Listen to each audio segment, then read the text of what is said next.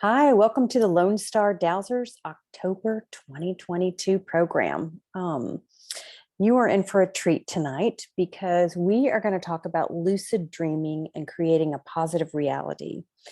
As you know, we're in really challenging times, and we have a lot of opportunities, especially as dowsers, to remember our true nature and connect with our fundamental inspiration and our core purpose. And it's an excellent time to dream our most desirable possibilities into reality, into a lucid waking dream.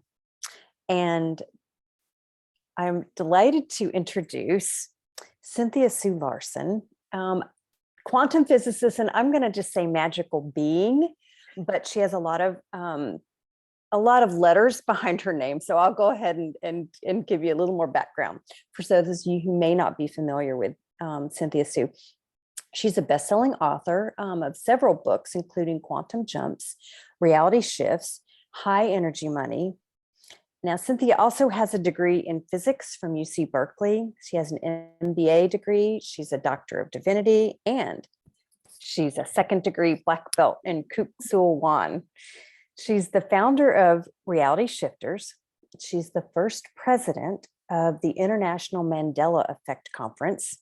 And she's the managing director of Foundations of Mind and host of the Living Quantum Dream podcast. She's been on lots of shows, including Gaia, the History Channel, Coast to Coast AM, One World with Deepak Chopra, and BBC. And Cynthia's favorite question that she wants us to always remember to ask is, how good can it get? So welcome, Cynthia, and how much fun and how good can it get tonight? Oh, thank you, Mary. Such a pleasure to be with you all, and so happy to be talking about this topic. So I think you did such a fabulous job introducing me. I'll just dive in if that's okay. Yes, dive in. And I'm going to tell all our wonderful audience to, if you have questions, put them in the chat, and I'll be our moderator. But she's going to keep going unless we have questions. Yeah. And if you want Mary to ask it, just give it a nudge. Say, please ask this question. Yeah, and I'll be watching the chat. Okay, good. And I'm going to go ahead and share my screen because I've got I'm just making sure I've got the right screen here. Hopefully so. Okay, this will be. Because we love visual aids, so we have a PowerPoint. Yes, hopefully you can see that. This is the topic, lucid dream, creating a positive reality. And it's in these interesting times, really. Challenging times. I think that was a Chinese sort of a curse of sorts. May you live in interesting times. And we definitely are living in interesting times. Okay, let's see if I can figure out how to try to hit next slide and hit your arrow button and see if that'll. I tried that. Oh, there we go. Just got stuck. Yes. So you've already introduced me. I don't need to read this again. My website is Reality. Do you want to tell people what the Mandela effect is in case they don't know? Oh, sure. Yeah. The Mandela effect, it's a recent term for an old phenomenon. I was actually writing about it in my book, Reality Shifts. When Larry Hagman died, and then I noticed he was alive again. But we don't call it the Hagman effect when someone's dead and alive again. Somehow the Mandela effect got picked up because of Nelson Mandela having been noticed by a lot of people, myself included, that we remembered he had died while incarcerated. He was in prison on Robbins Island and he died. And then we noticed, wait a minute, he's alive again.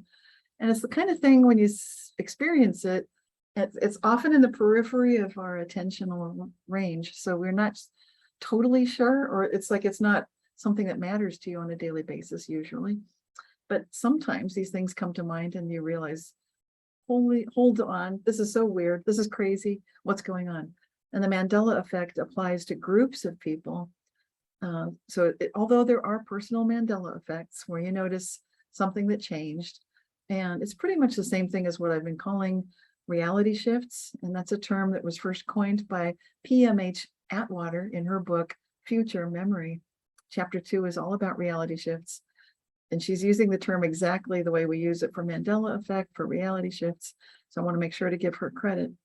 But the Mandela effect is really becoming more and more of a mainstream topic. It was recently reported as being true scientifically, in the sense that there's something to it. There was a recent University of Chicago paper written about this, and they were showing that the way people collectively remember things, it's called misremembering, but it's not really misremembering. It's just remembering things differently than the way that they've supposedly always been. And that University of Chicago paper is extraordinary, because it shows that there are lots of different ways people might misremember things, but actually we are misremembering collectively pretty much the same way in lots of lots of occasions. So there's something to it, and I'm sure we'll be hearing a lot more about that. I'll be writing a book about the Mandela effect. I will definitely include that research by the University of Chicago researchers and anything else that's coming out. But tonight, what I'd like to talk about is this idea that we are facing these challenging times with the recognition that opportunities exist for us to remember our true nature, and for us to connect with the fundamental inspiration that each of us uniquely feels, and sense our own core purpose. So it's really what matters to us. And I love talking with Dowsers. I love the dowsing community, because Dowsers, I think, of all people, have such a clear awareness of the importance of acknowledging this connection that we have to other conscious agents, and to this awareness that there's this meaning behind events and things. So clearly, this is an excellent time for all of us to dream the most desired possibilities into reality. And we can do this by lucid living in this waking dream. So tonight, I've got 5 different sections here. This talk I'll start just with some philosophy, and it won't get too heavy. I'm just going to be touching on some philosophical touchstones, and then going through some physics of reality. Now, this is very important, I feel, because it gives us the basis to understand this idea of conscious agency. And I'll describe what that means. And then we'll get into the reality shifting experiences, what's happened, and how we know that we can actually have this effect on reality. And then we'll close out by getting into some lucid dreaming and lucid living, some tips on how to do that. So for the philosophy of reality, I think it's important for us to recognize that it's difficult to prove anything when you get into these ideas of what is reality, because it's fundamentally rather enigmatic. It's ephemeral. It's something that we can't quite pin it down with objective measurements and say, here it is. Reality must be experienced. Things like falling in love, feeling a sense of purpose in our lives, all of these things, they cannot be objectively measured. They can only be recorded if we write in our journal, if an experiencer like myself describes what happened, but it can't be something that everyone experiences exactly the same way.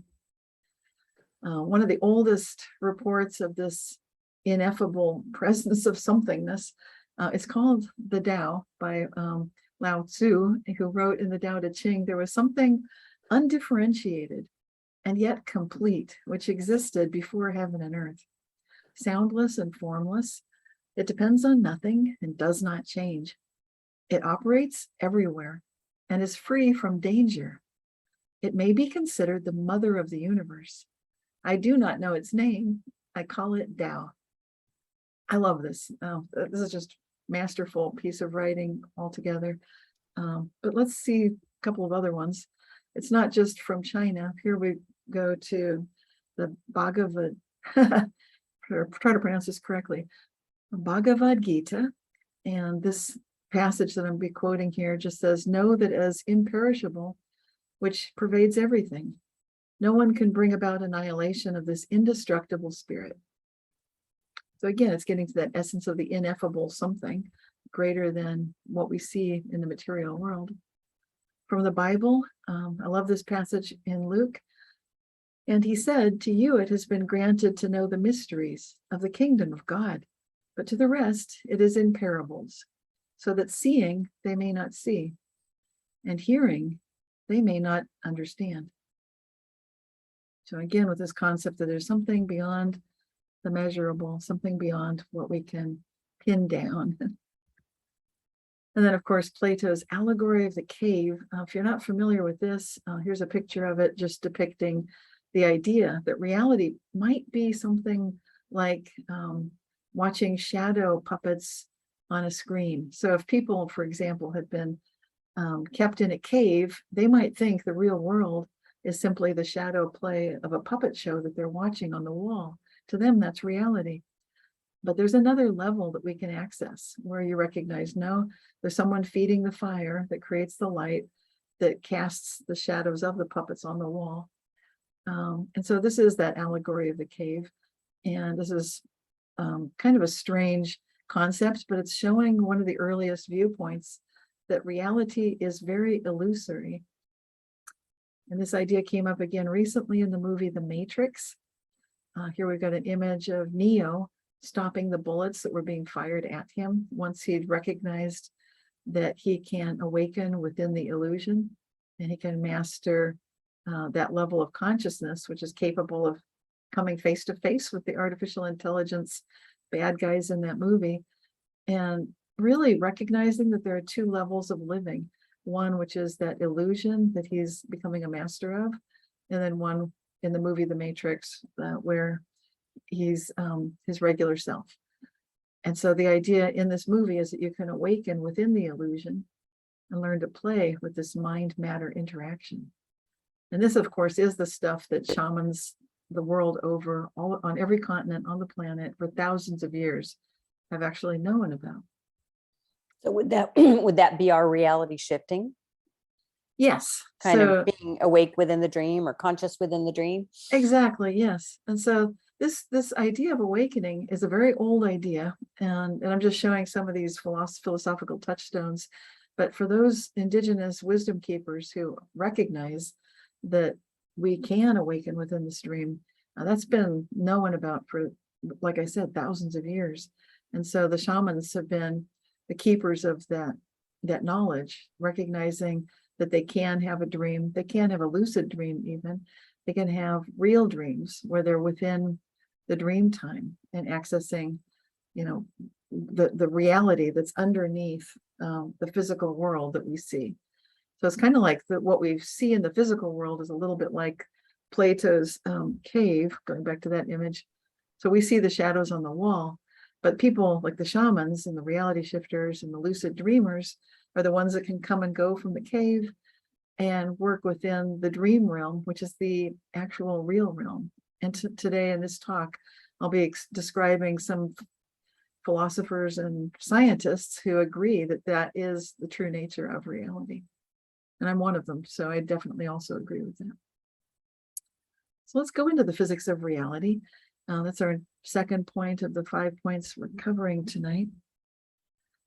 And I'm going to start with a famous quote from the father of quantum physics, Max Planck. And he said that he regards consciousness as fundamental. I regard matter as derivative from consciousness. We cannot get behind consciousness. Everything that we talk about, everything that we regard as existing, postulates consciousness. So it's a very important idea to keep this in mind. And now going directly to 8 points of agreement between physicists and Native Americans. And this comes from dialogues between Western and Indigenous scientists that was conducted back in 1993, documented by Dan Moonhawk Alford, who I knew and am very blessed to have known. And he was part Native American, and also he was a very skilled philosopher. He's kind of, he described himself as existing at the lonely crossroads between, philosophy and consciousness studies and so forth. But this gathering brought together David Bohm, who is the famous physicist who came up with the holographic interpretation of quantum physics, with, of course, Dan Moonhawk Alford, and some linguists. And also Leroy Little Bear was, I think, the host of this first gathering. And what's important about the points of agreement is it gives you a little bit of a sense of what we heard from the philosophy. Like, for example, number one, everything that exists vibrates. So you kind of get that sense that everything's moving, that movement is the nature of who we are. We're basically a verb. Everything is verbing, everything is moving. That goes with number 2, everything is in flux, constantly changing. So there's no such thing as something static. Number 3, the part unfolds the whole. Okay, this gets kind of weird, but we're definitely going into this tonight. We're going to be talking about subjectivity compared with this idea that we tend to assume in Western philosophy and science that objectivity is the key. Instead, we'll be looking at this idea of subjectivity. Number 4, there's an implicate order to the universe. So there's like a hidden order that's maybe secret. Maybe we don't know exactly what it is, but we can feel it, we can sense it. Number 5, this totally reminds me of what Lao Tzu was saying. This ecosphere is basically friendly. Yes. So it's safe, it's not dangerous, not scary. Number 6, nature can be taught new tricks. And that's gets very interesting. It isn't, I know, isn't it? Are we going to get into some examples of that? Oh yeah. Yeah, definitely. Toward the end of the talk, we'll be getting into that. Okay. Okay, number 7, quantum potential is similar to spirit. So it's just finding a similarity in language. Because these are linguists getting together with indigenous elders and wisdom keepers, with scientists, they were noticing that this idea of quantum potential and like all possibility and superposition of states, all those things, that's similar to the way spirit really works. It's like, oh, this looks similar, we can feel it.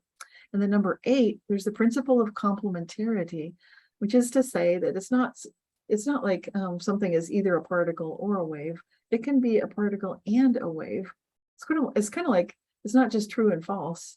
It's also not true, not false, and true and false.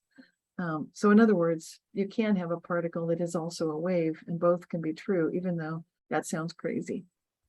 So it's that's the cosmic and. Yes. It's like improv at the heart of reality. Yeah. So the fourfold logic is true and false. Yeah, so it'd be true, Mm-hmm. and then false, and then true and false, and then not true, not false. And those would be, so it's a way of recognizing, and that comes from some of the Eastern cultures that have that built into their thinking and their language. It's not such a commonality within the Western philosophy and Western ways of doing things and thinking, but it needs to be now that we're getting into quantum computing, because it will be the way that quantum logic and quantum processing works. And it's built right into reality, this principle of complementarity. So these are points of agreement. And when you find these points of agreement, you know you're onto something. And so I'm so glad that Dan Moonhawk Alfred made these notes and wrote this paper. And I'm so glad that this meeting occurred. That sounds like it was pretty groundbreaking. It was awesome. I went to some subsequent meetings back when they were still having them, and they were amazing. Changed my life for sure. Okay, this next slide shows the objectivity assumption, and I'm only introducing it because we take it for granted. We tend to assume when we go to school, well, we're taught in most colleges and high schools and anywhere we go, this idea that scientific objectivity is a property of various aspects of science. And it's this idea that scientific claims, methods, results, and even the scientists themselves are not or should not be influenced by particular perspectives, by value judgments, by community bias, or personal interests. Objectivity is often considered to be an ideal for scientific inquiry, a good reason for valuing scientific knowledge, and the basis of the authority of science and society. What is this? It's the idea that there's a truth out there that's the same for all of us. And actually, I'm putting this slide up here so you can take a good look at it and recognize, okay, this is just an assumption. You know, this is something that we tend to assume, but that's what it is. It's a huge assumption. And we see it's an assumption when we take a look at this experiment right here, which has been called the most elegant experiment in all of science. That includes all fields of science, but here it's physics, quantum physics, and it's called the double slit experiment. And it only consists of a few different basic parts.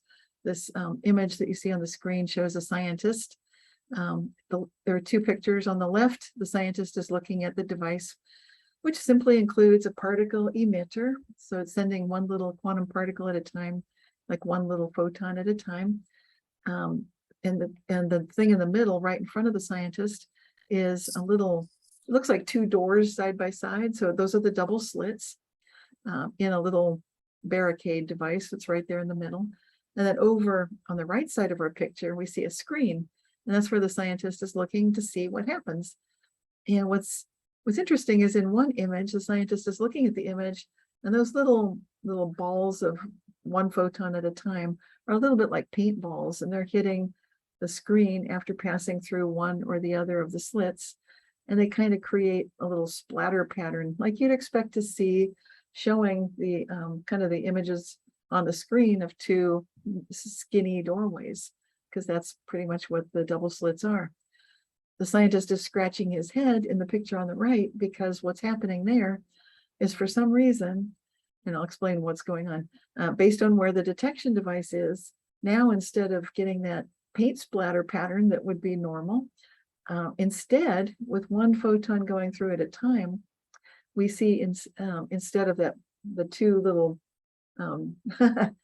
ball patterns, paint splatter patterns, we're seeing something that's called a diffraction pattern, which is much more like what you see when you throw a pebble into a pond and you see little ripples on the surface.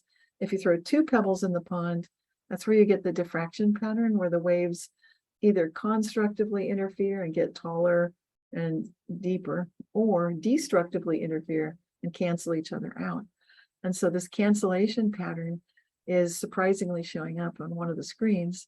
And that's a head scratcher for the scientist, because the only difference is where the observational device has been placed. So when the observational particle detector is placed in between one of those two slits, and we know for sure which slit it went through, then the whole experiment behaves like the picture on the left, with the paintballs, the photons acting like paintballs. When you instead are not measuring the particle detector there, but you're just doing it like at the screen or somewhere else, then you get this very interesting diffraction pattern. And that means the observer makes a difference. The observer affects what is being observed. And so this is the beginning of a very disturbing truth, an uncomfortable truth for quantum physicists when it was first noticed, which is that apparently the way that we observe something absolutely changes everything. And that flies in the face of this assumption that we'd made some time ago about objectivity.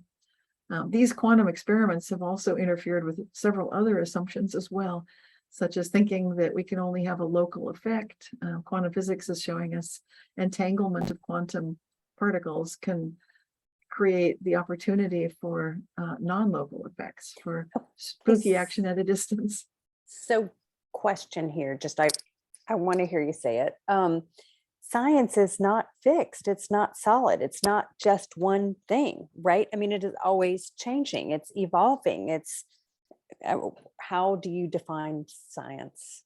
Yeah, science really is ideally supposed to be presenting us with opportunities to come up with an observation of what's happening in nature, and then to make a hypothesis, like a guess as to what we expect might happen. Then we can design an experiment. We can conduct the experiment. Other people should be able to also conduct the experiment, see how their results compare with ours. And then we can see how do those results from the experimental test compare with what we expected, what the original hypothesis said to begin with. So that's the scientific method. The scientific method does implicitly depend a little bit on this objectivity that ideally we would hope, or I think scientists were hoping, that the bias or the worldview or the perspective of the given researcher would not affect the results. Based on this very simple double slit experiment, I'm not so sure we can make that assumption. And we'll be looking at some other experiments in this talk as well. In fact, I want to bring up just one more idea, just to make sure people are familiar with it. There's something known as Schrödinger's cat, based on Erwin Schrödinger, who was a physicist, and he asked this kind of ridiculous question, which was, he's taking a look at the bizarre phenomenons of quantum physics, looking at the strange behavior of these quantum particles that are also waves that are also then particles. And he's saying that's ridiculous, because if you say that something like me or you or a cat, for example, let's take a look at a cat, he said, let's put an imaginary hypothetical cat in an imaginary box. And in the box, we'll also put a vial of poison gas that can be released, but we don't know whether the poison gas has been released. This is where we bring in the quantum particle. We will base the entire process of how and when that poison gas may or may not be released by virtue of the random radioactive decay of basically this radioactive material. So there is the quantum component of the experiment. The quantum component would be that radioactive decay, whether it's actually deciding like, okay, I'm going to trigger this random device, which will then trigger the hammer, which breaks the glass, which releases the cyanide poison, which kills the imaginary cat. So no cats, no physical cats were harmed in this experiment. It's only a thought experiment. But the whole point that Schrödinger was making is this is ridiculous, because we're saying that the cat is both alive and dead. When you say that this quantum particle is also a wave, for example, when you say it's either a wave or a particle or it's both, that's equivalent to saying that the cat is simultaneously both alive and dead, that there are two realities that both exist. And only that point of actual measurement, when we actually open the box to take a look, and you finally bring in a real observer, the scientist in this case, who takes a look to see, is the cat there? Only then do we know. So this is an important concept about the superposition of states. Entanglement is another super important concept within quantum physics. These are very important to keep in mind when we look at the true nature of reality and when we work with changing reality through lucid dreaming and reality shifting. The objectivity assumption has been kind of falling apart for some time. Thomas Samuel Kuhn, he's a philosopher who pointed out, far from being magisterial in its objectivity, science was conditioned by history, society, and the prejudices of scientists. When we look at whether objective reality actually exists, we can look at things like these two visual things, puzzles. The one on the right, so you can see which animal that you're noticing. People can put it in the comments if they want, whichever came first. I know I've seen this before, so I see both. So if you see both and it seems like they go back and forth like they do for me, then that's like seeing two realities and recognizing that you're comfortable in that superposition of states. So if this is your first time, then you might just see one particular animal and it just looks like that and it doesn't really flip-flop. And once you hear what they both are, then maybe you can see like, oh, there's the other one. So it's kind of interesting what you're noticing right now. And then the cartoon on the left side shows two people looking at a figure on the ground. One says 6, the other one says 9. And it actually looks like a 6 from the 6 perspective, and it looks like a 9 from the 9 perspective. And the caption says, just because you are right does not mean I am wrong. You just haven't seen life from my side. And that's true of, I'll just say what these animals look like, either a rabbit, which the rabbit's looking off to the right, or a duck or some kind of bird looking off to the left. And I co-authored a paper on this topic, challenging the objectivity assumption. And it was basically called the quantum paradigm and challenging the objectivity assumption with one of the physicists, one of the hippies who changed physics. His name is George Weissman. That's a picture of us together. And basically what we wrote about is that the subject-object distinction as within the natural sciences degenerated into a dichotomy. That's where people are arguing one or the other. And this absolute split into separate realms is basically sort of a mistake, is what we're saying. Because when scientists are adopting the classical paradigm where the object pole of experience, known as quote unquote objective reality, can be studied independently from the subject pole, the experiencer, then we're operating with a presupposition that this procedure is yielding some fundamental description of nature. The subjective is often eliminated altogether as a fundamental category and reduced to an epiphenomenon of objective processes. And that's what we're basically arguing against. So we published this paper back in 2017, and it, rather remarkably, within a short range of time, an experiment was conducted to show that we were right, that there is no such thing as objective reality. This paper was published 2 years after our paper, came out in 2019. Kaslov Bruckner at the University of Vienna in Austria was collaborating with Massimiliano Proietti at the Harriet Watt University in Edinburgh, Scotland. And together they created an amazing experiment. It was based on that double slit experiment. It involved lasers, beam splitters, and photons. And what they were doing is testing this idea of putting two observational devices at the same place and same time to see whether it might be possible that they could observe two different realities. And here is their experimental apparatus. And I'm not going to go into all the details of it, but they worked with 6 entangled photons, and they did indeed notice that the two observational devices at the same place, at the same time, absolutely were capable of witnessing two different realities. And to me, that should be, in my opinion, based on the kind of work I do with reality shifting, quantum jumping, and so forth, this should have been the headline for all of 2019, that this experiment was conducted and that those were the results. This is profound.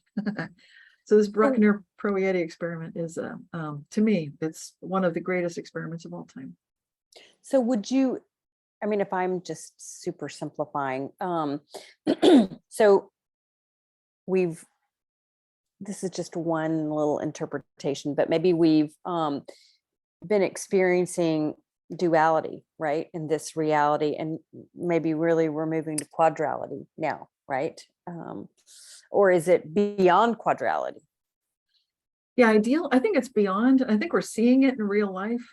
We may not know we're seeing it, but when we see people clamoring about, that's fake news and so forth, I think we're actually witnessing, even within science, where people say follow the science, and you'll see, but wait a minute, are you really talking to each other? Because these scientists are looking at these facts, and these ones over here are looking at these others. It's really important, especially when this is happening, that we do have those conversations rather than presuming that just because we're following the science and we like these results, we're going to go with that one. I mean, that's okay. But the problem happens if we're starting to foist that on everyone without recognizing there may be other things happening here. Right. Exactly. To limit people's choices, freedoms. Yeah. Yeah, right. And so it's so interesting that the science itself and the heart of reality is showing us some rather big possibilities. So if we look beyond the chaos, because the first thing we're going to see is the chaos. We'll see, like, okay, Cynthia, this sounds kind of good, sort of, but it's kind of terrifying when you've got people saying follow the science and they're not agreeing and they won't talk to each other. Some of them will talk to each other, but it's up to each of us to recognize, number one, this may be going on. And number two, how do we move forward? How do we dream of a new future when we recognize that literally you can almost see whichever kind of science you want to find. You can actually choose realities that may be more positive than others. And that's at the heart of reality shifting. So these are interesting, good questions. Now, Carlo Rovelli is a scientist who I greatly admire and respect. He's also written about subjective reality. His expertise is he's got lots of expertises and lots of great books. So if you want to read one of the best books ever written on time, Carlo Rovelli wrote it. I forget the name of that book right now, but he writes for everyday people. So this person is very accessible. And what I'm focusing on right here is his work with what he calls relational quantum mechanics, recognizing this very idea that there's subjectivity that's implicit at the heart of everything. And so what this means is that when a measurement is made on a quantum system, like we saw with the double slit experiment, and the observer who's either looking like, do we put the detector device in the slit or do we put it at the final screen? at the point of observation, that system, according to the Copenhagen interpretation, undergoes a discontinuous collapse of the wave function. It pops the quantum wave function right there. But when the measuring apparatus and the quantum system to be measured are instead considered as one larger quantum system, say as observed by a second observer, then no collapse occurs until the second observer observes the apparatus. So he's, okay, well, I didn't really include a slide of the Wigner's friend experiment, but I'm going to go back a slide here. Now, this experiment I was showing you from 2019 with Bruckner and Proietti, and what they were doing is actually using this idea that you can have a direct observer of something, and then you can have an observer of the observer. And that's the little extra bonus feature that was brought in by Wigner, another physicist. And so it's called the Wigner's friend. And so this is why there were 6 entangled photons going on in this experiment, just to really show that it's like at the point of observation that makes the difference. And that's what Carlo Rovelli is talking about. It's really when you decide to make that observation. So if you're dowsing and it's kind of like you decide when you'll be looking, that makes a difference. It's fascinating to consider this possibility when you recognize there's something beyond objectivity, and the level of observation totally makes a difference. Wow, that just kind of made my head spin thinking about dowsing. We do have a okay. So we had a question about how would you say dimensions are kind of related to this work? Right. Where do they fit in the scheme of things? Yeah, well, so far with the physics, I haven't seen that brought in except in string theory, which I'm not going to get into all that. That's another way to interpret quantum physics, of course, and to try to bring about a theory of everything. But where I see it actually is, and I'll be getting into this a little bit in just a moment. My talk's going to get into the perception and how we perceive things. So I will be touching on that there. But basically, for each of us, if you recognize that there are levels of yourself, which you might be able to even douse and become familiar with, like when you recognize who am I, Cynthia, what level of consciousness am I operating at? That gets to be a very big question. How many levels are there? Can I douse to find out where I feel comfortable right now and what I'm looking at from a higher level of self? Is it possible to know more what's in the mind of God, if you will? And I'd say yes, it is. Yes, we can douse that. Yes, you can discern that. These are definitely places that you as dowsers can easily learn to start exploring. And I think that, when you got that beginner's mind and playful quality, you can have a lot of fun with this. It just begs the next question. So how many versions of us are there? I guess that is really interesting. As many as your heart and soul are invested in. So like if for me, I kind of prune my reality tree, and I do it consciously because I just want to ask, how good can it get? That immediately closes off and dead ends a whole bunch of things that I just have no interest in exploring. So I know that I'm consciously choosing not to go into certain realities. And I'm kind of pruning it like a bonsai tree where you'd prune both the branches and the roots. So I'm pruning the future and the past based on that conscious intention. I love that vision, pruning the future and the past. Right. Thank you. Oh, you're welcome. Great questions, by the way. Okay, we're just a few more slides of physics, and then we'll move on. And I know this can make people's heads spin, but it's important to touch on these topics. And also some of the best findings from all of physics have just been happening in the last few years. So I definitely want to cover it. Here we have some words from Bernardo Kastrup. Now he's commenting on the work of Carlo Rovelli with that relational quantum mechanics we just looked at.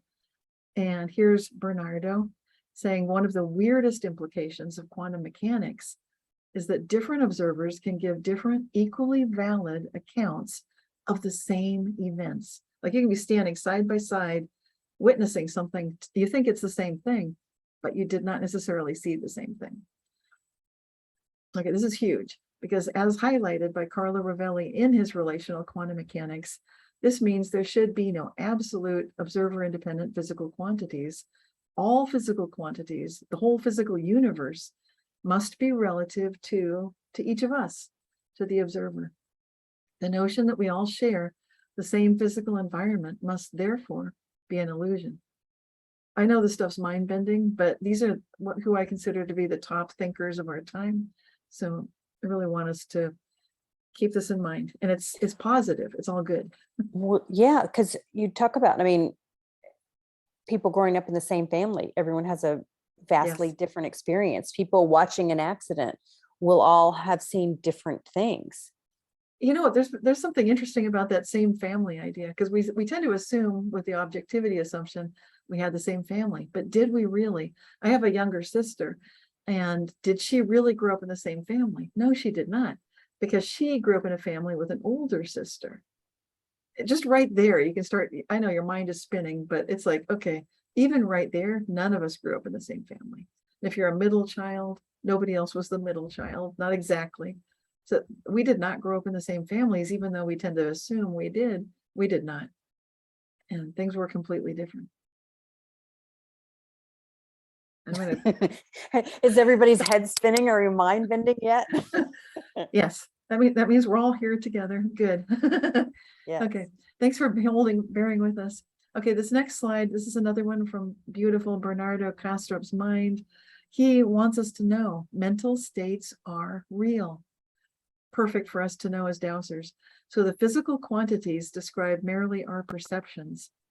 They are therefore relative to each of us as observers. What is really out there underlying our perceptions is constituted not by physical, but by transpersonal mental states instead. Perceived physicality is merely a representation of that surrounding mental environment brought into being by an act of observation. Brilliantly said. And again, it reminds me of those statements that I made at the beginning from the Bible, from the Tao Te Ching, basically showing that there's something that's realer than real, but it's not measurable. This is the last of the physics section slides. Basically, just to show you that even Stephen Hawking we know he was pretty out there. He was saying countless alternative worlds existed at the time of the creation of the universe. And his co-author, Thomas Hertog, here said, quantum physics forbids a single history. So I would agree with these guys. We know that we've got those many possible pasts. We also know we have many possible futures. And we're sort of moving along this point of all possibility in this moment right here, right now. And sometimes even right here, right now, we might be flip-flopping through an adjacent reality, an adjacent timeline. But I think this is the good news. It is good news. Because when you keep asking my favorite question, how good can it get? And you really ache with all of your soul and being like, I need to experience this. That's what I really need. No matter how crummy it looks. And it's not ironic and it's not a joke. You're really saying, how good can this get? We need to pull up. Let's pull onward and upward here. And then this is just a joke slide. This is I guess a father reading to his infant son a baby book called Quantum Entanglement for Babies. So it's just a reminder that just like dowsing, quantum physics and perception are also completely natural. We're meant to do it. We're built to do it. We're built to understand it. So it's all part of nature. Okay, so then we'll exit that physics. Thank you for holding together there. May have gotten a little drowsy, but that's good because we'll be going into a dream state. But this third thing, the middle of this talk is about conscious agency. So what is conscious agency? Well, basically it has to do with the way that we interpret our perceptions. And here's a cartoon by Charles Schulz, Peanuts. We've got Linus talking to Charlie Brown. He says, so if I'm aware that I am aware, then that is not awareness, in that there is a division between the observer and the observed. Okay, it's kind of funny. Again, mind goes tilt, like, what's going on? That's Linus for you. Is that quantum physics humor? Exactly, it is. And it gets into this idea of consciousness. What if levels of observation, these levels within our social groups, levels within each of us, like my mind, my heart, my gut, I can have gut feelings, heartfelt feelings, and have a vision, like a vision board, an intention of what I think I want. What if these levels are at the root of consciousness itself? What if when we perceive something like a butterfly on our nose, and then we're then interpreting that, like, okay, it's safe, something landed on my nose, but I'm okay. It's just a butterfly. It's cute. And so we're interpreting the perceptions. It's not something to be terrified of. And then we can change these perceptions and interpretations. One of the great philosophers, I think of all time, was Gottfried Wilhelm Leibniz. Coincidentally, he's one of the two inventors of calculus as well, and calculus itself delves into this whole idea of levels of perception, really, integrating and so forth, and differentiating. And what Gottfried Wilhelm Leibniz said in the book New Essays on Human Understanding was conscious perception arises gradually by degrees from perceptions that are too minute to be noticed. And that's, in other words, unconscious perceptions. And also the big idea, the one that's to me the showpiece of everything he presented, and he lived back 1646 to 1716, a long time ago. But he views consciousness as requiring both a first order perception, like the butterfly landing on the nose, and then a second order reflective perception, like, it's safe, it's a butterfly, of the original perception. So the first perception is something's on my nose. The second order is, it's a butterfly. And so he says it is good to make a distinction between perception, which is the internal state of the monad representing external things, and apperception, which is consciousness, conscience, or the reflective cognition of this internal state, which is not given to all souls, or at all times to the same soul. Okay, so these are important things to keep in mind, because who am I? Who is the observer? It's really important to notice we are levels of awareness. That question that came up in this talk today about dimensions, it's a great way to look at these levels within ourselves of perceptual acuity and our ability to be who we are. Okay, Donald Hoffman is a researcher, an author, a scientist who I have so much respect for, and he is one of the world experts on perception, such as visual perception. And at the same time, he's got some really out there ideas that I think are fantastic. He describes the contents of perception as being like icons on a computer desktop. Just like when you've got a little trash icon on your computer, so you can throw a file into the trash. What's really happening? Did you really throw your file into the trash? Well, no, you just sort of moved, you clicked your mouse and you moved one thing to another place. So the icons represent something, but what's really happening is quite different. And that's what Donald Hoffman says we're doing with every single one of our senses. They're all interpreting things that are so-called out there, but what we see is not really what it is at all. It's just an interpretation. We have now entered the twilight zone. Oh, yes, we are totally there. And then here's another researcher, Carl Friston, and he basically has shown that organisms navigate through the environment based on perceptual encoding. So we mirror true reality, and by doing if we did do mirroring, that would not allow organisms to retain their structural integrity. So we're just constantly encoding things. It ties in with what Dr. Donald Hoffman was saying. And so together, these ideas show us that reality is kind of like dashboards of perception, kind of like if you're an air traffic control center or NASA or something. You've got one of those massive control scenarios with all these screens up on the wall. And therefore, you're kind of scanning to see what's going on. And that's kind of what's happening. So between Hoffman and Friston, they're showing our assumptions that we can measure physical reality according to physical senses is not really what's happening. Instead, we're just encoding everything. It's all a simulation, in other words. Great big simulation. I have heard that before. And so it seems like we mostly react to reality, instead of, I guess, stepping into more of the the driver perceivers. I don't know, stepping into a different seat. Yes, and that's what we're talking about tonight in this talk, is the idea of you can go back and forth. You can identify with being consciousness, with being one with the Tao, being aware of your conscious agency as operating outside of space-time.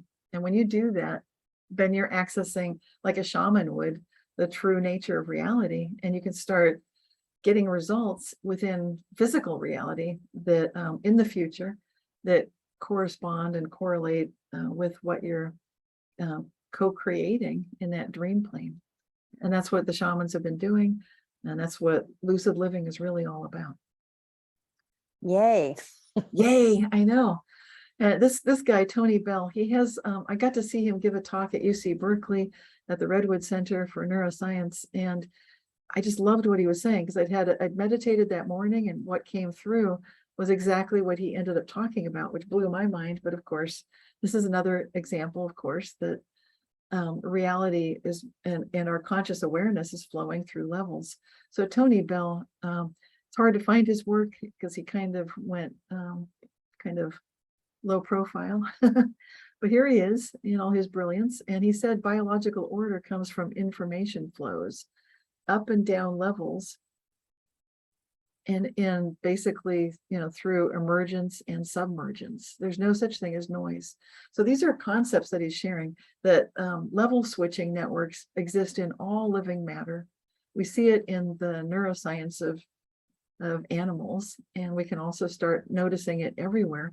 The fact that there's no such thing as noise means that we're picking up these sorts of intuitive insights, things that we might be able to douse for, absolutely. And there's meaning everywhere, that there's no such thing as some random disconnected event, that instead, if you look for it, you can start finding meaning and purpose.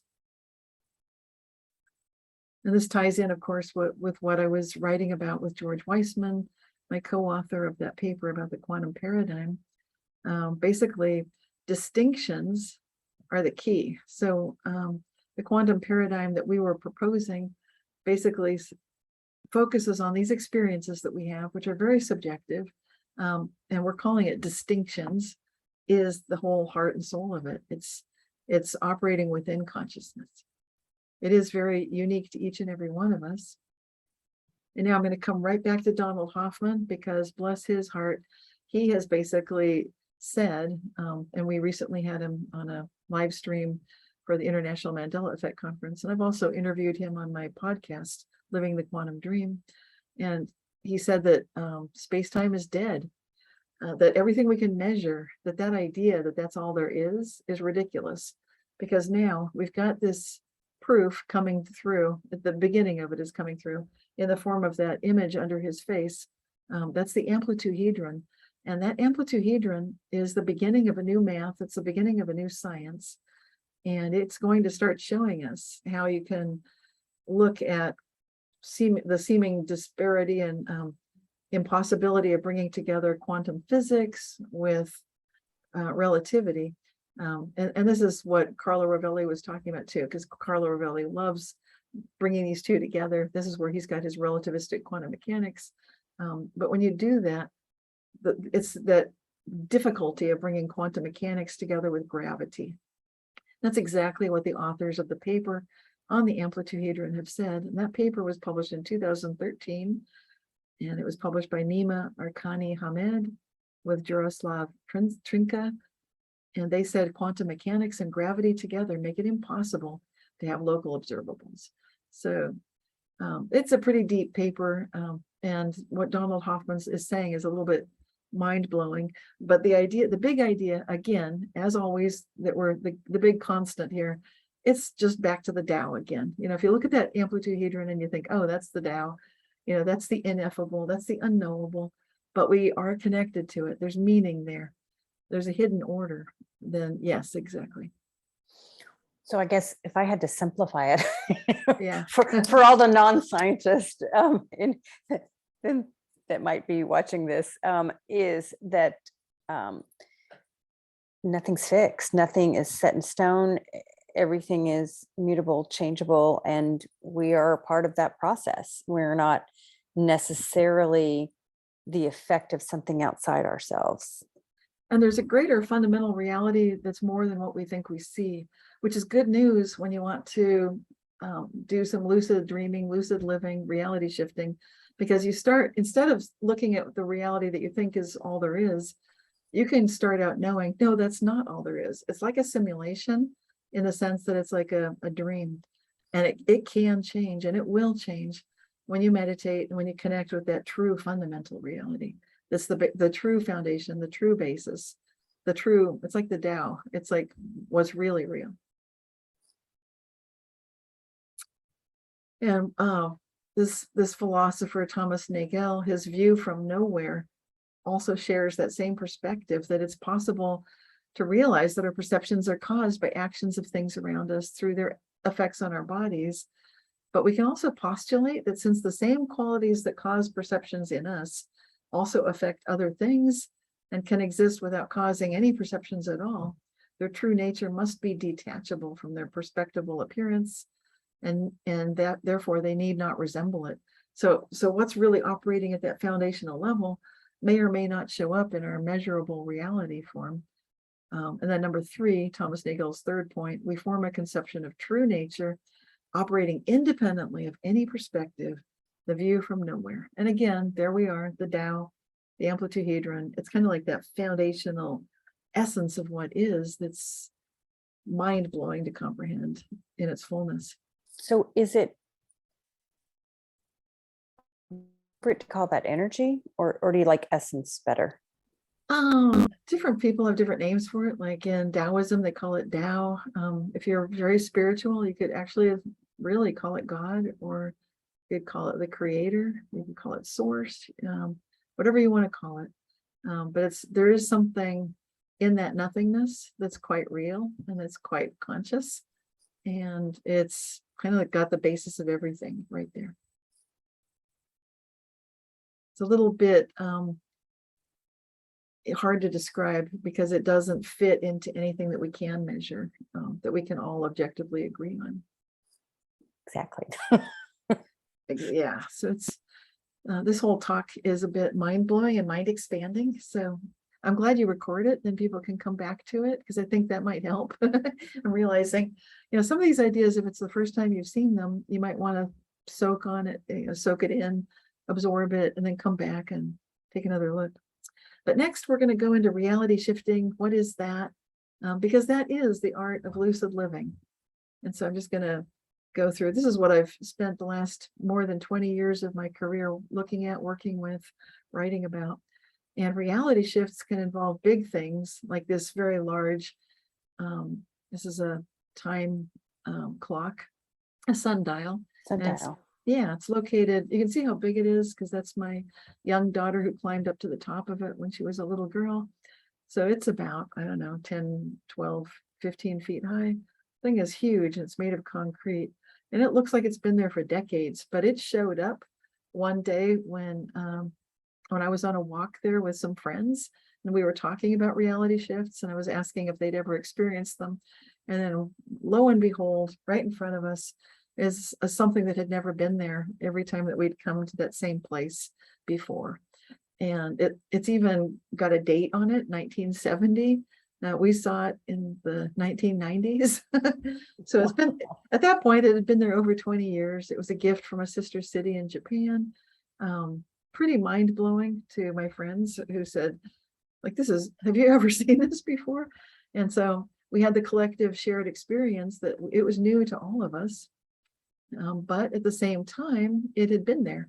So this is that experience of it's both been there for more than 20 years, yet it's brand new to us. Both are true. So do we think that is another way? Would you say that that's maybe like a different timeline? That's one way to look at it. I did follow up and I contacted the harbor master because this was down at the Berkeley Marina. And I had questions like, I know it sounds crazy, but I was trying to sound like a sane person. Like, what's the history of this sundial? And has it always been there? Was it taken out or, restored? Like, no, it was just installed and it was there consistently. Showed up as the plaque suggests in 1970. Nothing unusual to report about the sundial. No reason, for example, that my friends and I would have seen no trace of it. We'd been walking right through where it was for many times, and then suddenly it just shows up. So a timeline is another way to talk about it. Sure. Alternate reality Alternate timeline. realities. Mhm.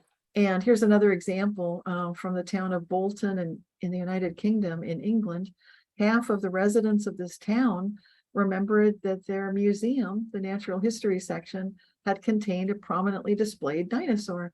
And they were wondering, when's it coming back? You know, it's like our museum used to have a beautiful dinosaur. I remember seeing it. It was my favorite thing as a child. Why can't it come back? Whatever you're doing with it, bring it back. And it was kind of a little bit of a consternation to the leaders of the town because there was no such dinosaur. There was no record that there ever had been. The official history showed no trace of a dinosaur ever having been there, despite some 50% of the town's populace remembering it quite clearly. Wow. And so it was such a strong thing that the town leaders purchased a dinosaur skeleton and installed it just so that the dinosaur came back, the one that everyone remembered. Yeah, it's kind of amazing. I've documented in a series of surveys some of the things people are noticing with reality shifts, and I've published it in my book Quantum Jumps and also on the website realityshifters.com. In 2000 and 2013, I was asking people if they've noticed synchronicity and coincidence, and we got in the high 90% of people that did notice that. People find parking places where needed. They'll witness things going missing. They'll see people and animals healing after prayer. They'll notice time slowing down, stopping, and speeding up. They'll notice things move without being touched. They'll notice changes to business hours, very inexplicably, kind of overnight, as if it's always been that way, but it wasn't. They'll notice doors that lock or unlock by themselves. They'll notice things having been transformed, like the sundial just showing up out of nowhere. They'll notice bent spoons, keys, coins, or other things. They've seen people, animals, and things just literally appear where they weren't before. They've seen objects travel distances or teleport. And they've seen people, plants, and animals disappear. So it's just sort of a smattering of some of the standard things that are observed to varying degrees. You can see some are more typical occurrences than others, but all of them count as types of reality shifts, or what we now. Everyone can relate to that missing item, right? You know, you put it in a particular place, you've seen it there, you did not move it, you've searched over and over and over thoroughly, it's not there. You come back later, it's there. And it's a way that you could not have missed it. Absolutely. Yeah, that one's like socks in the laundry. People often notice there's a missing sock and the machine did not eat it. It's just gone. But like you said, it could be just the keys, it could be the wallet, it could be the coat, it could be just some simple item. And you know, often what I notice is that these things go missing when we're ungrounded and energized, kind of anxious. So you're in a hurry, you don't have time for this sort of thing. And that's exactly when it goes missing. Because you're, at least in my experience, when I've been ungrounded, meaning that I'm not grounding my own energy field, that's when these reality shifts tend to go haywire.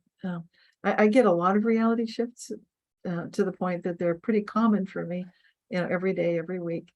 And it's more pleasant when they're positive reality shifts rather than things going missing and teleporting. How good can it get? Exactly. Right. So that's what I'm a strong proponent that we all say that, think that, do that, and therefore experience very positive reality shifts. In 2005, I had a reality shifters survey specifically about the alive again phenomenon, what we now call the Mandela effect. This was before the Mandela effect. That terminology came into common use around 2009, 2010. But before that, I was doing a survey, and the people that were most commonly reported as being alive again included Bob Keeshan, who's the actor that played Captain Kangaroo on TV, Jane Goodall, and as far as I know, she's still alive today. Yes, I thought she had died back, and then I saw some special with her, and she's, I don't know, whatever age she is, you know.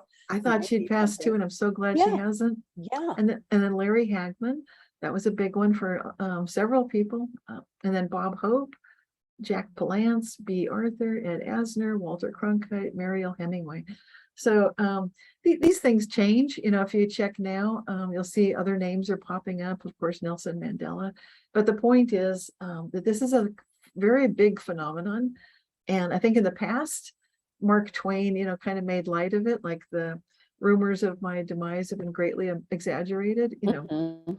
And so, but I think that may have been a very early case of the Mandela effect, and we just didn't call it that. It would be called the Twain effect, you know? So it probably happened before Mark Twain. I think it's been going on a long time.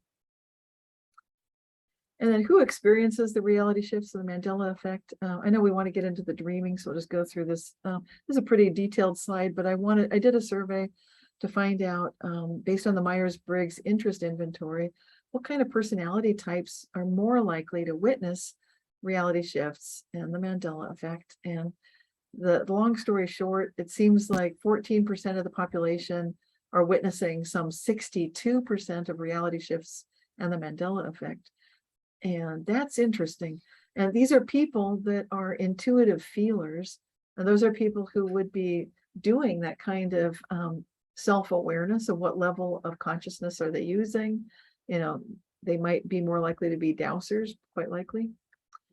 So that would be your INFPs, your INFJs, for example. And what these letters mean, I would be introverted, E would be extroverted.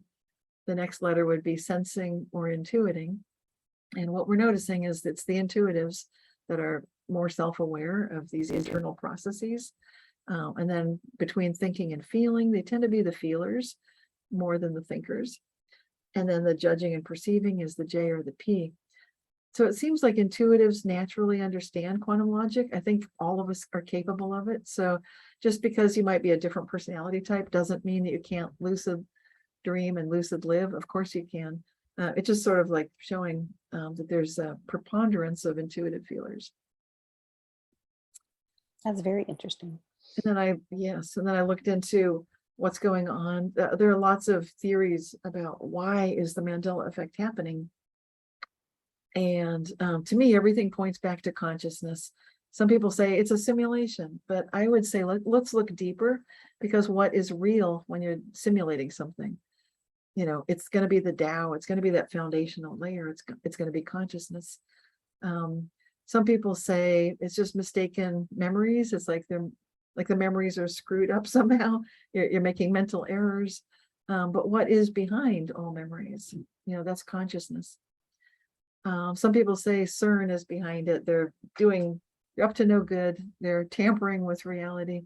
But what's larger than any group of scientists? That again would be Source, the creator, the Tao, the foundational consciousness. And then what directs all outcomes in quantum physics? Basically, again, I just say consciousness, consciousness, consciousness, consciousness. So you can say creator, source, God, Tao, consciousness. But it's that ultimate foundational consciousness that we're talking about here, the big C. Which brings us to the whole topic. And now we're ready. This is lucid dreaming and living. Thank you for sticking with me through the preamble. It's important, and you'll see why. Okay, because what is dreaming really? We dream every night. Some of us are aware of it. Some don't pay attention so much. But when you look at Aboriginal people from Australia, they will tell you that the dreaming is sacred. The dreaming is the ultimate reality. That this is what is, and everything that ever will be all exists, and it's right there outside of ordinary space and time. And so they would say it's extreme hubris and pride on humanity's part to think that we're creating something, because they're saying, no, everything's in the dream time. The dreaming is all. So it's their way of honoring this very creative, verb-oriented reality. It's like those 8 points of agreement between the indigenous people of the United States and America and Canada also, as sharing those points of commonality with science. The Australian Aboriginal beliefs consider that this dream time is the basis of all reality, and it's there for us, so we can access it. It's there. here's another book that I highly recommend. This one is called The World is As You Dream It. It's written by John Perkins. And he also wrote a book called Confessions of an Economic Hitman. He's got a new version of that, New Confessions of an Economic Hitman. This book is about his story of living with the Peruvian shaman of the rainforest and his journey, recognizing that you can differentiate between true dreams and then fantasy. Fantasy would be like Hogwarts, where some people these days say they want to just live in Hogwarts to escape the harsh realities of our times. But the true dream would be going into the actual foundational reality. There's a difference between the two. There's a difference between dreaming from the head or from the heart. And this book has so much more than what I'm able to just mention here. If you love this topic, definitely read this book. Lucid dreaming, what is it? Okay, lucid dreaming is akin to a hybrid sleep-wake state. And basically, it happens when a person is sleeping and they are aware that they are dreaming. And they can thus control their dream's narrative to some degree. This would usually happen in that rapid eye movement part of sleep. It has been studied by neuroscientists. Here's a picture from, I think it's the UC Davis Sleep Lab. And the scientists in this case were noticing that when a dreamer was shifting into lucid dreaming, they were requested, okay, okay, you're going to start lucid dreaming. When you start, give us a signal. And so they do that with little eye movements to show, like, okay, I'm in here, I'm asleep, but I'm kind of awake within the sleep. So I'm giving you that eye signal that you can recognize on the outside. And that gave the researchers the ability to track what was going on, to recognize that there's an increase in activity in the prefrontal cortex and the precuneus, which are associated with higher cognitive abilities, such as self-referential processing, which is what those intuitive feelers would be doing normally. When it's a meditative thing. Being self-referential means you're aware of levels of self and also aware of a sense of agency. So let's get into some tips. Okay, if you want to get into lucid dreaming, how do you do it? Well, basically, you want to start by making sure you get enough dream sleep. So most of us in America, we tend to stay up too late with our devices, checking social media, watching a movie or something. You want to cut back on that and expand your sleep time as much as you can to make sure you're getting enough of it so that you're not starved for your dream sleep. The second thing is you can suggest to yourself, I will have lucid dreams. And that may seem really simplistic, but it's very powerful. When you tell yourself, tonight I'm going to have lucid dreams, and you just say that to yourself every day, then you definitely will. It's just a way of getting yourself all in alignment with that intention. You can also do some reality tests, and I would recommend doing it right now, like when you're awake. Just look at your hands. This is one of the techniques some lucid dreamers recommend. Just look at your hand and notice, how does your hand look? Does it look like a normal hand to you? If it does, then probably you're awake right now. And you can just make that a regular thing you're doing. So then when you're dreaming, you're just looking at your hand, and then you may notice, like, whoa, I'm wearing all these rings. Why am I don't usually wear like a ring, several rings on every finger, or my fingers are really long or something like that. Then you might suddenly be aware, whoa, this has got to be a dream because I don't ever wear that many rings, or my fingers aren't that long. So that's just one kind of a reality test. You can also, believe it or not, play interactive video games. And scientists are noticing that people that do that definitely are more likely to experience lucid dreams. So it's a good reason to play those games, especially if they're role-playing games. The next thing you can do is keep a dream diary. There's a cartoon here that says, it's kind of a joke, but there's a sleeping person in bed, and she's got a device hooked up to her head that's hooked up to a pen, drawing things that she's dreaming about. And it says, a device for writing all the amazing ideas you think up in the night when you're too tired to do anything about it. So that would be cool. But until such a device exists, the best thing to do is wake up, remember the dream, and write that down. And don't assume that you'll remember it for very long, because often we don't. And there are a couple more really good tips on lucid dreaming. One of them is called MILD, M-I-L-D, stands for mnemonic induction of lucid dreams, which simply means you wake up and tell yourself to remember you're dreaming. And another one is WBTB, which is wake back to bed. So you stay awake once you've woken up, stay awake at least 30 minutes, maybe a couple of hours, and then go back to sleep. Some of us can't afford to do that sort of thing, but if you're able to do that, some people say it works great for them. My personal tip is intend, you know me, how good can it get? I have a 0 tolerance rule for bad dreams. And you might wonder, why is that? Because in my reality, dreams are giving me information from the dream time. And so I'm intending that I'm directly connecting with reality when I dream. So for me, I'm aware that if something comes in that's a so-called bad dream, it's basically some kind of negative energy that I would wish to clear. So I will do that. And you can do this if you wish with just putting a dash of salt in a glass of drinking water next to the kitchen sink, dump it out every few days, have a standing intention of keeping the energy in your home very high, that it's a sacred place. I would highly recommend that. Just make that a process in your daily prayers and meditations to lift the vibratory frequency of your home and any place you frequent to the highest and best positive energies.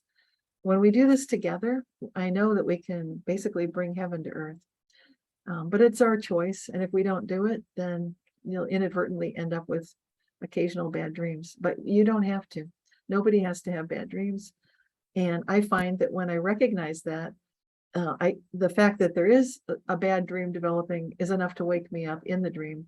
And then I'll realize, this is not okay. And I will instantly start clearing it and I'll realize this is a dream. But I would do this waking or sleeping either way. A couple of other tips that people don't usually mention.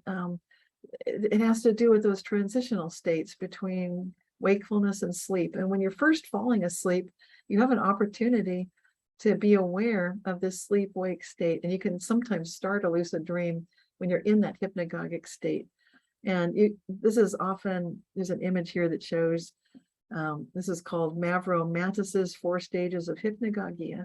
The first stage is noticing, for example, it's not always the case, but some people notice flashes of light or color when you're falling asleep.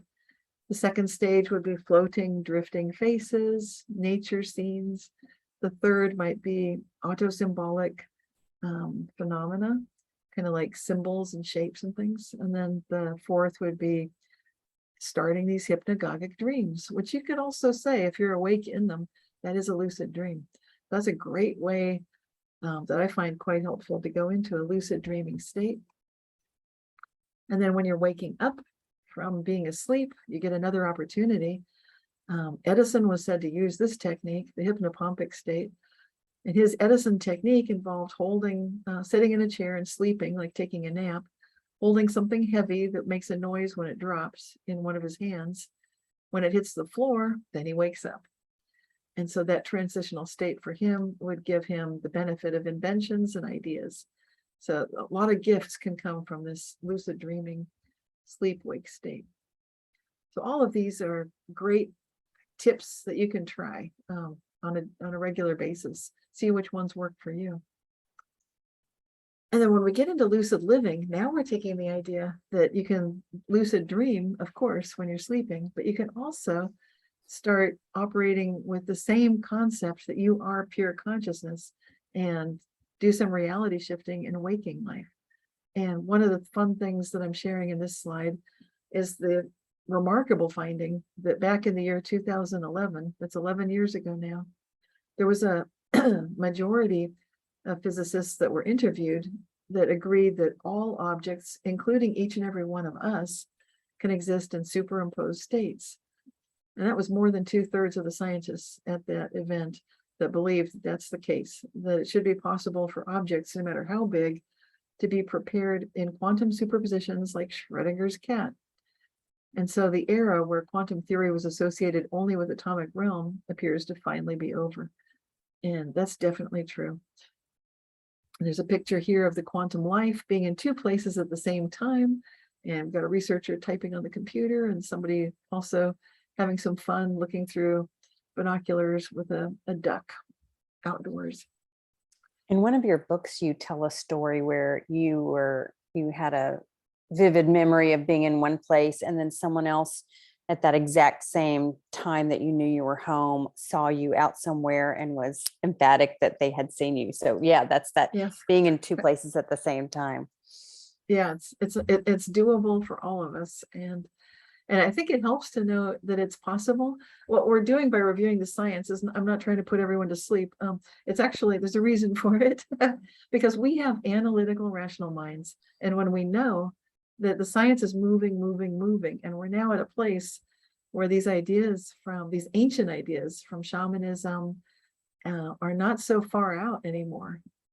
And this is actually the way the cutting edge scientists recognize that true reality operates.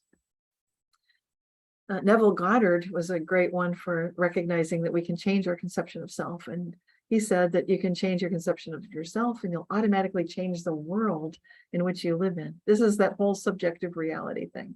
So when you change, your world changes too. So you don't need to worry about whatever's out there, whatever seems to be what people are panicking about.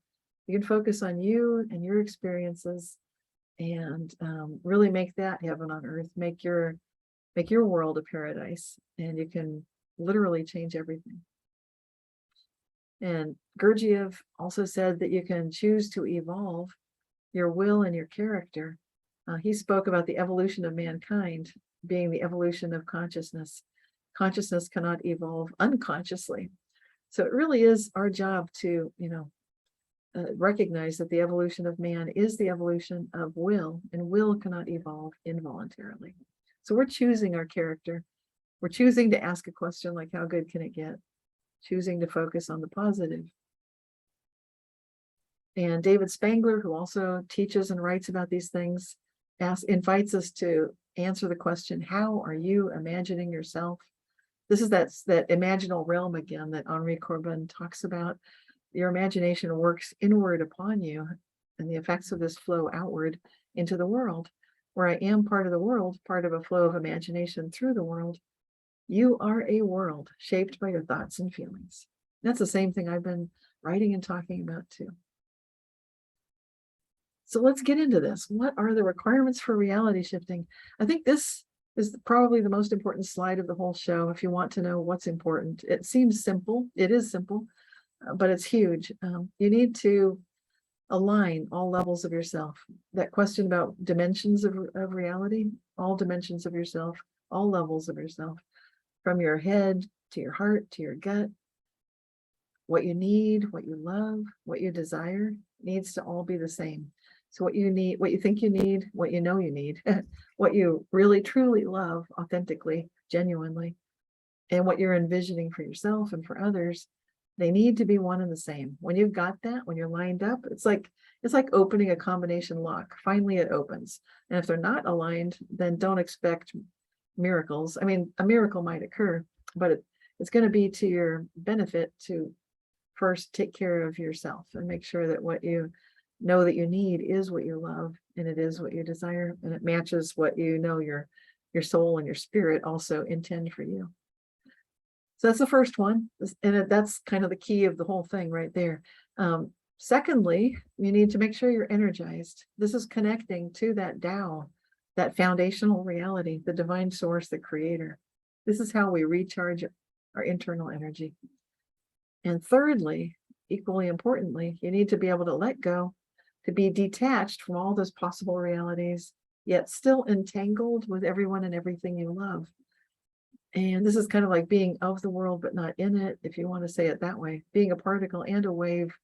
Letting go is really the key to just being able to shift between realities, choose a different timeline, end up in just guided by how good can it get, and the alignment and the energizing that you've done in an optimal place. And you can use your dowsing skills to do all these things.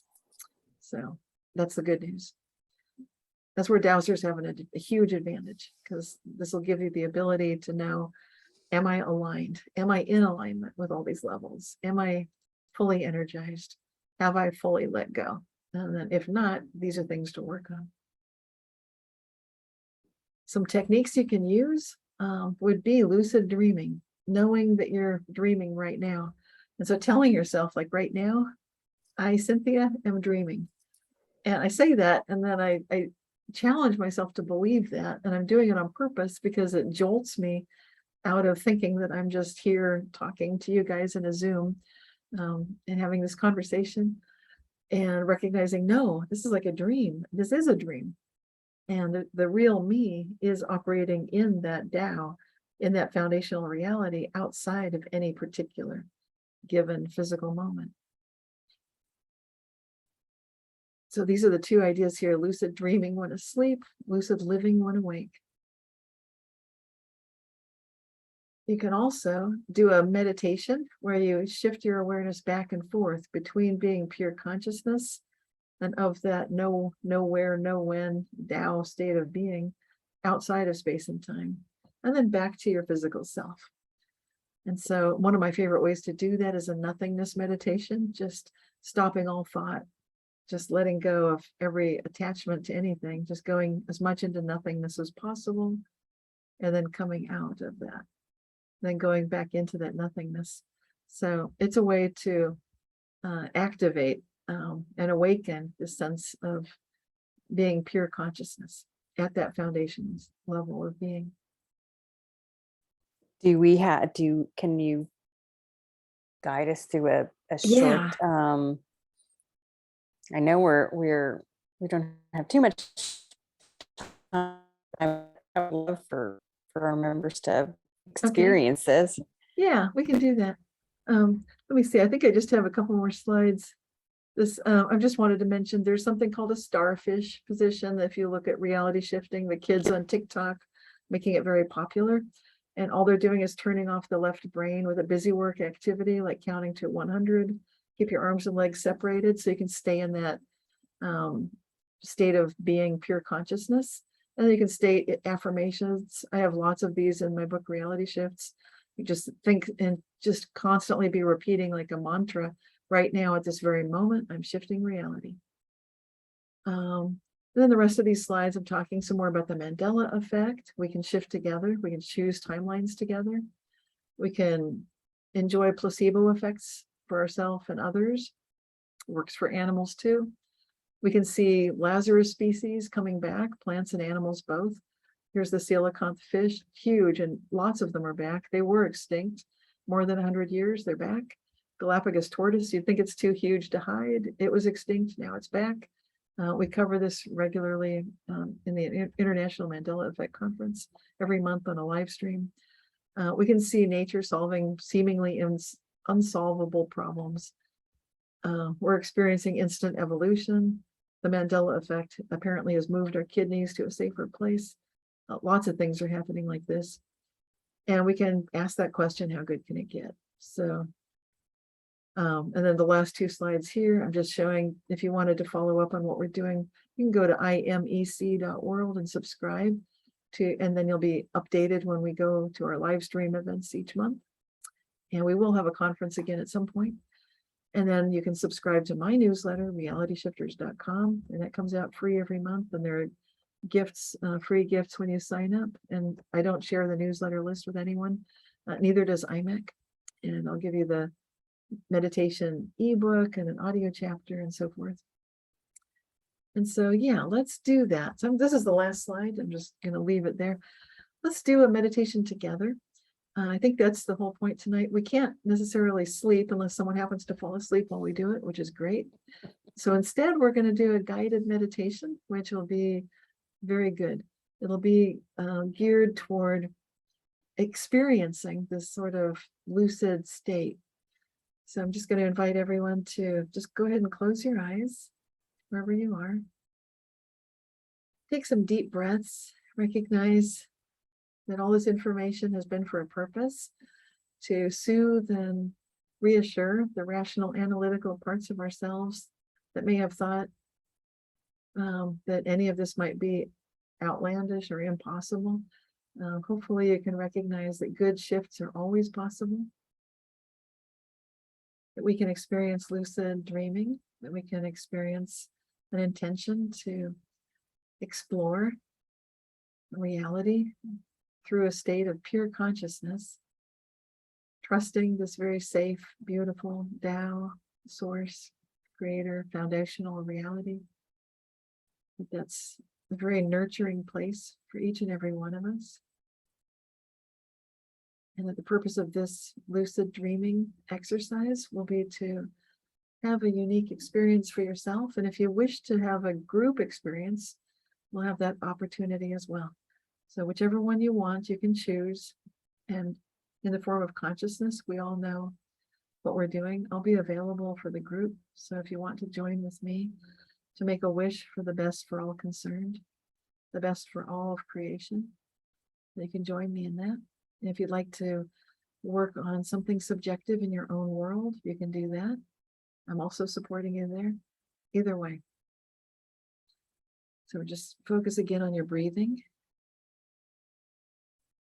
We're going to use breathing as just a focal point if you like that. Just paying attention now to calming and relaxing yourself. If you're able to sit up and that feels comfortable, that's great. If you'd rather lie down, you can do that. And as you exhale, just imagine that you're recognizing you can let go of any concerns and other people's expectations, other people's viewpoints. We're going to let that go. You're going to focus on whichever your intention is for this lucid dreaming exercise. Just on the exhale, letting go of anything that's not that. When you inhale, breathing in just a pure sense of revitalization and love and energy. Sense of being completely connected to this beautiful source energy, this creator energy, this love.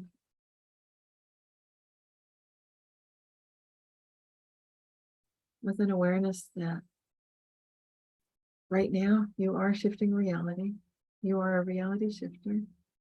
You are a lucid dreamer. This is the true nature of who you've always been.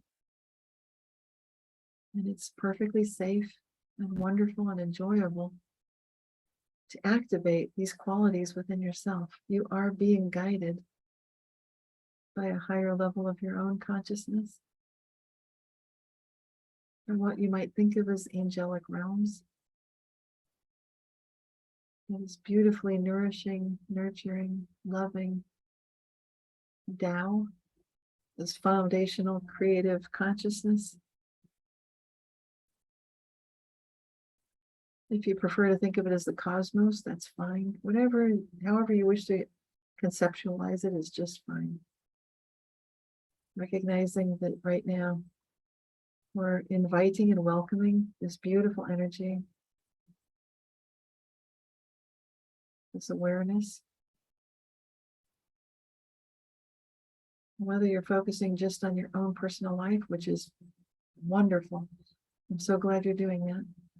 Or if you wish to join with those of us who are also wishing for the best for all concerned, either way, whichever it is that you're choosing, you can now start to feel and sense a presence of this energy supporting you, knowing that you are a reality shifter. You are a lucid dreamer.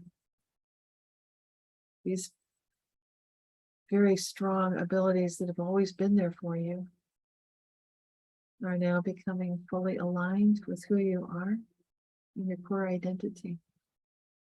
You might now start to sense and see and know images or impressions or knowingness of what is being created.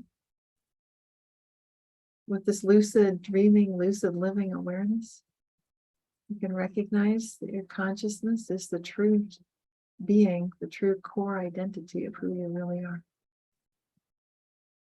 You can feel these beautiful connections that you have to everyone and everything you love. You can feel the earth loves you. The cosmos loves you. I love you. Your loved ones in your life love you.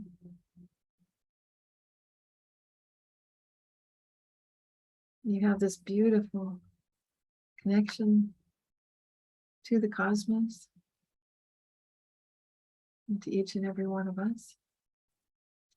I'm going to be quiet for just somewhere between a few seconds and maybe up to a minute. And in that quiet, those of you that wish to touch into this nothingness, you can join me with that. And if you're already feeling a sense that you are lucid dreaming, you can continue with that. Or you might feel a sense of guidance from your high self. So whatever feels right to you, we'll each be on our journeys at this point. So I'll be quiet just for a little bit here. Before I'm quiet, those of you that wish to experience that nothingness, it's beautiful, it's safe.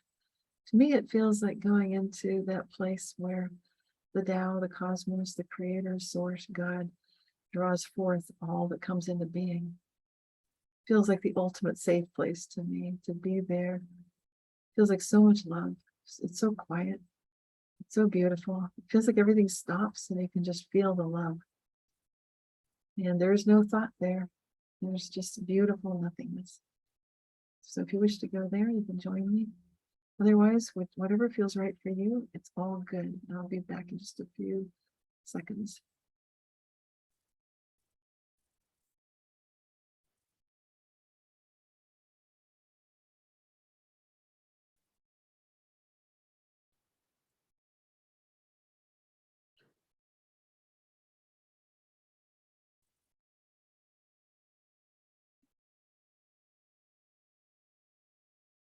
Okay, and as I'm coming back, I'm keeping my eyes closed and just envisioning again that each and every one of us is a reality shifter. We are lucid living, we are lucid dreaming. This is what we came here to do. We're here with a purpose on earth at this time. This is our great awakening. We, each and every one of us, have a unique gift to share. I support your gifts and what you are sharing.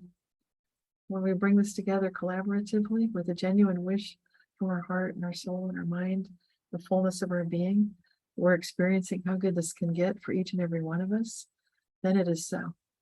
We are lucid dreamers. We are lucid livers. We are reality shifters. And it matters what we're doing in our personal lives. Working on just your personal life is the greatest thing you can do, the greatest gift you can give. There's no such thing as too small. You make a huge difference just to one person.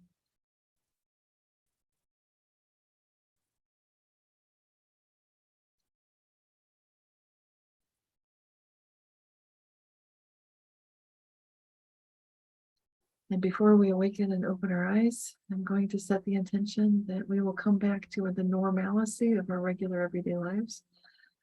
There's been an access to a lot of energy in this exercise. If you're used to running that much energy, then you're fine. But some of us need to have a closeout. So I'm going to do a very clear closing now, which just means coming back to ordinary reality, which means that you will not hear any pops, snaps, clicks. You'll not see surprising flashes of light or disturbances. Some of these would be carryovers otherwise. So I'm just bringing us back, each and every one of us, back to an ordinary state of reality, feeling fully grounded in who we every day ordinarily are, with the awareness that you really are a reality shifter. You are a lucid dreamer. You can access this again. Each time you do, it will get a little bit more noticeable, a little bit more beneficial, a little bit more enjoyable on the path of how good can it get. When you're ready, you can open your eyes.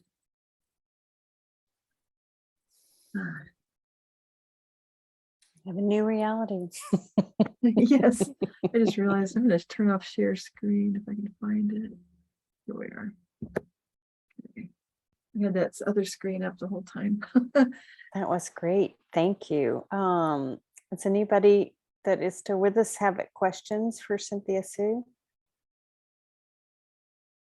I'm glad you were asking questions along the way, because this has been pretty It's a lot of information. it's a lot of information and it's very intense exercise. So little bit, it's a lot of everything. There was a question, how would you describe the monad? I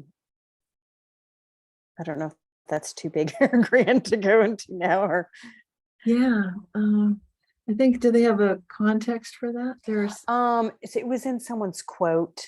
okay, Something the monad. that may have been, trying to remember where it was, maybe the Leibniz. Yeah, Leibniz talks about that.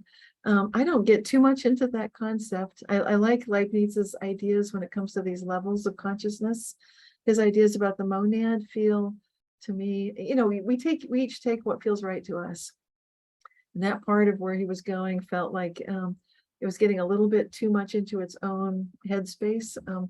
And I'm more of the intuitive feeler. So the monad, it's a good concept, but personally, I haven't been using it. So I'll be Yeah. honest. I don't see any other questions here.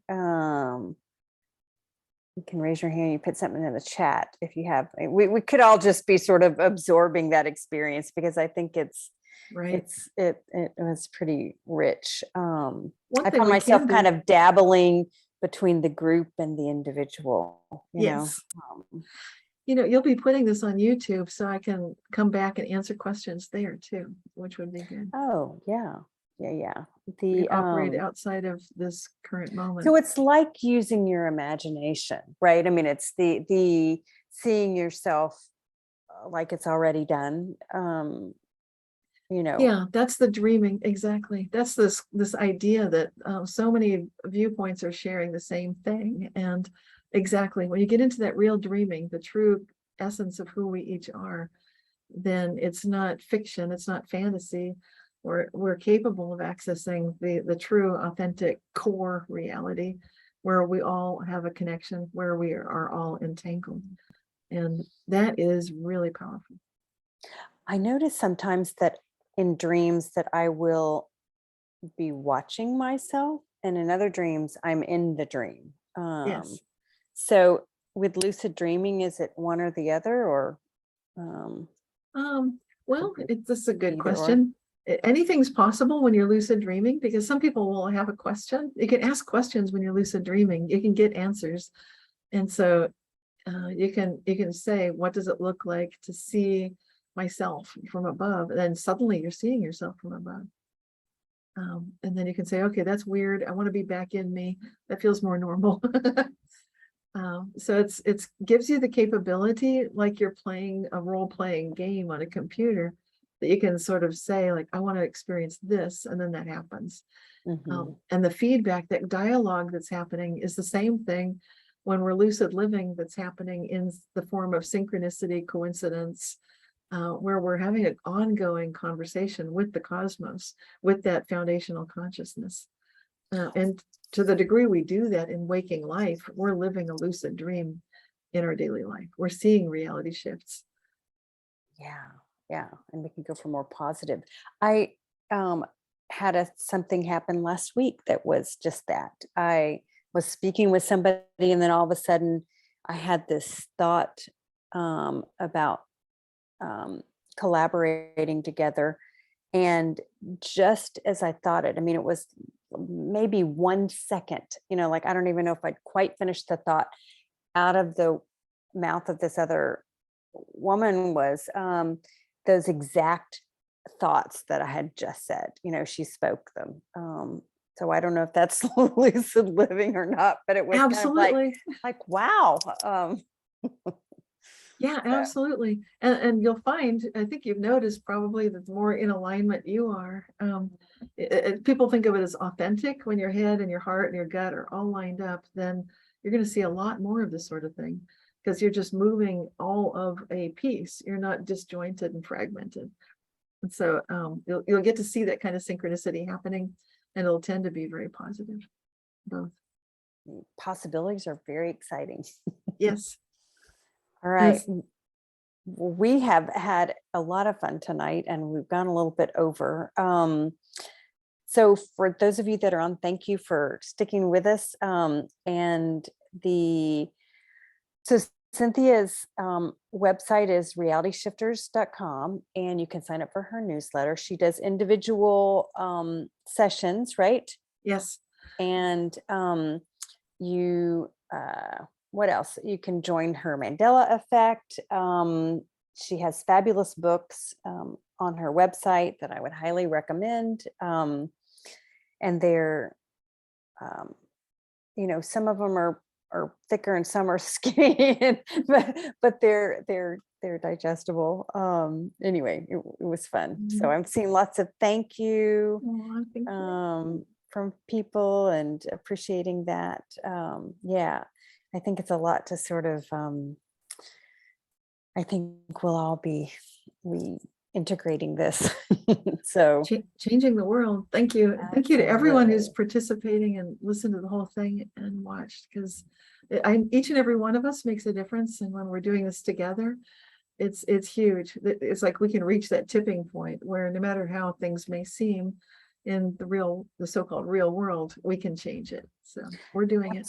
Absolutely. And kind of when I'm talking about that, the group, that when I would kind of switch to the group, Yeah. I saw that our economy and the world economy was switching to a more stable, thing. And there was just a whole collective